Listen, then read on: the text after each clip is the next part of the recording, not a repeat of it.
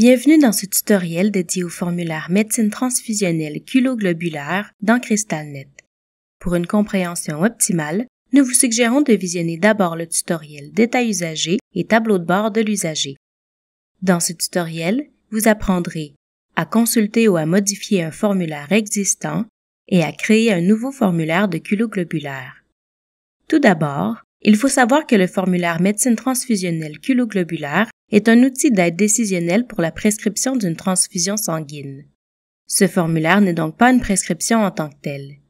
Il ne devient une prescription officielle qu'à partir du moment où il est imprimé et signé de la main d'un intervenant détenant une licence de prescripteur.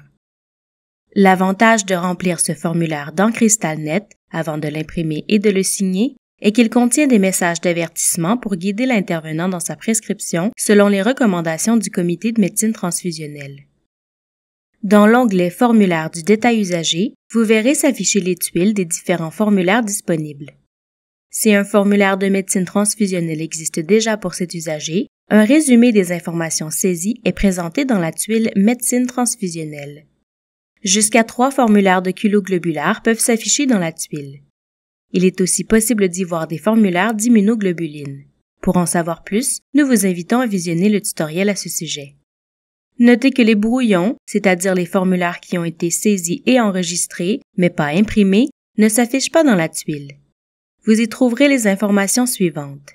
La date et l'heure auquel le formulaire a été saisi, la durée de validité du formulaire, selon ce qui a été saisi dans la section « Durée de validité des prescriptions de suivi », l'indication que le consentement libre et éclairé de l'usager a bien été obtenu en vue de la transfusion sanguine, le taux d'hémoglobine disponible lors de la saisie du formulaire, les détails sur la prescription des culoglobulaires et les détails sur la prescription de la médication associée à la transfusion sanguine. Pour consulter le détail du formulaire qui s'affiche dans la tuile ou celui d'un formulaire saisi antérieurement pour l'usager, cliquez sur « Voir le détail ». La grille des formulaires de médecine transfusionnelle saisis pour l'usager s'affiche alors. Par défaut, seuls les formulaires valides pour le contexte clinique actuel de l'usager sont présents. Pour voir s'afficher également les formulaires non valides dans la grille, cochez la case « Afficher les formulaires non valides ». Vous y trouverez les informations suivantes.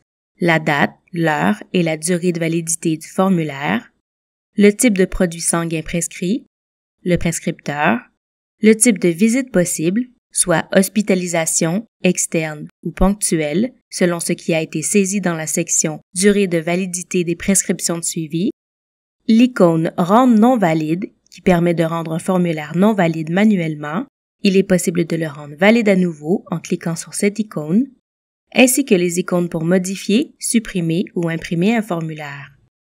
Pour consulter un formulaire, cliquez sur le formulaire désiré dans la colonne « Produits sanguins prescrits ». Le formulaire s'affiche alors en mode consultation. Il est possible grâce au bouton en haut à droite de modifier, d'imprimer ou de supprimer le formulaire. Notez que si le formulaire a déjà été imprimé une première fois, il ne pourra pas être modifié ni supprimé. Il sera uniquement possible de l'imprimer à nouveau. Toutefois, un avertissement s'affichera dès la deuxième impression pour avertir l'utilisateur que l'action d'imprimer à nouveau un formulaire pourrait causer de la confusion quant au bon formulaire à utiliser pour la prescription. Pour ajouter un nouveau formulaire de culoglobulaire, cliquez sur le bouton « Ajouter un formulaire culoglobulaire » en haut à droite au-dessus de la grille. Le formulaire de culoglobulaire s'affiche. Comme il s'agit d'un outil d'aide à la création d'une prescription de transfusion sanguine, plusieurs messages d'avertissement sont présents pour guider l'intervenant lors de la création du formulaire. Ceux qui sont visibles en tout temps s'affichent dans ces encadrés bleus. Ceux qui s'affichent au moment de saisir de l'information sont identifiés par ces icônes d'avertissement. Enfin, d'autres messages s'affichent lorsque l'utilisateur clique sur le bouton « Enregistrer et imprimer ». Dans ce dernier cas, une fenêtre d'avertissement rappelle à l'intervenant qu'il s'apprête à imprimer une prescription qui va à l'encontre des recommandations du comité de médecine transfusionnelle. Notez que ces messages d'avertissement n'empêchent ni l'enregistrement ni l'impression du formulaire. Cette icône permet d'accéder rapidement au formulaire de consentement. En cliquant dessus, vous verrez s'afficher le formulaire de consentement en mode édition dans la fenêtre de GDF léger et vous pourrez le remplir, puis l'imprimer. Une fois toutes les informations saisies dans le formulaire culoglobulaire, vous pouvez cliquer sur « Enregistrer et imprimer » pour enregistrer les informations et imprimer le formulaire, sur « Enregistrer » si vous souhaitez créer un brouillon avec les informations saisies et y revenir plus tard, ou sur « Annuler » pour effacer le contenu. Notez que certains champs doivent obligatoirement être remplis pour pouvoir imprimer le formulaire. Pour en savoir davantage sur les champs du formulaire, vous pouvez consulter notre base de connaissances. Ceci conclut le tutoriel portant sur le formulaire médecine transfusionnelle culoglobulaire dans CrystalNet. N'hésitez pas à consulter notre base de connaissances pour en savoir davantage sur les diverses fonctionnalités de CrystalNet.